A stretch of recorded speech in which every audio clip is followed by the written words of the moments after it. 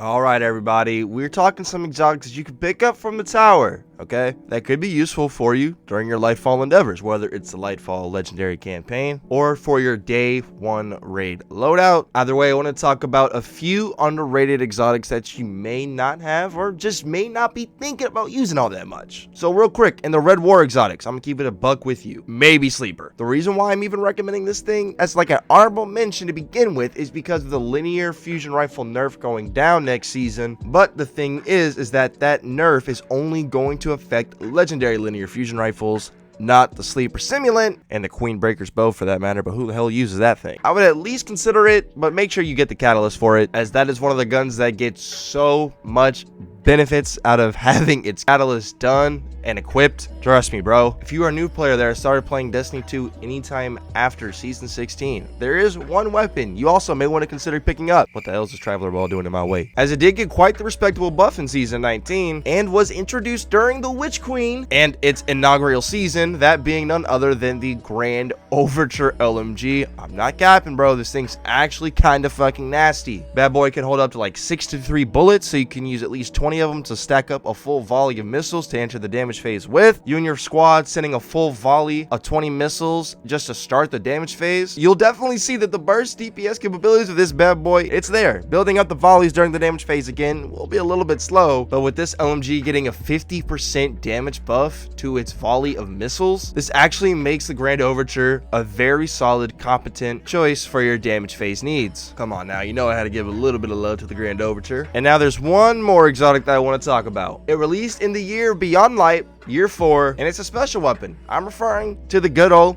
Agar Scepter Stasis Trace Rifle. If you don't like trace rifles, this gun will change your mind. If your super sucks, this gun will change your mind. If you don't like stasis, this gun will change your mind. This gun's ability to slow and freeze enemies so casually and easy really makes it a menace for locking down any mass group of ads, and it's just a special weapon. And if your super just sucks and you're not using it, well, you can outright consume it, start draining your super energy meter to go ahead and giga power your Agar Scepter, my guy. As you can see, if your super is full, go ahead and activate it, and the Agar Scepter will start draining your super energy, overflowing the magazine, and having it do increased damage. And this next part is a bit of a side note, but if you are on a warlock specifically wearing the transversive steps, you can actually get around the last part of the Agar Scepter catalyst where it says until the magazine or super energy runs out. You can use the T-steps to sprint, refill the magazine, and you'll still have that super powered Agar Scepter beam. Let me just show you a little bit more what I'm talking about. Okay, so we're over here on Europa. I got my super real quick. Let's go ahead and hold R with the Agars. So as you're seeing,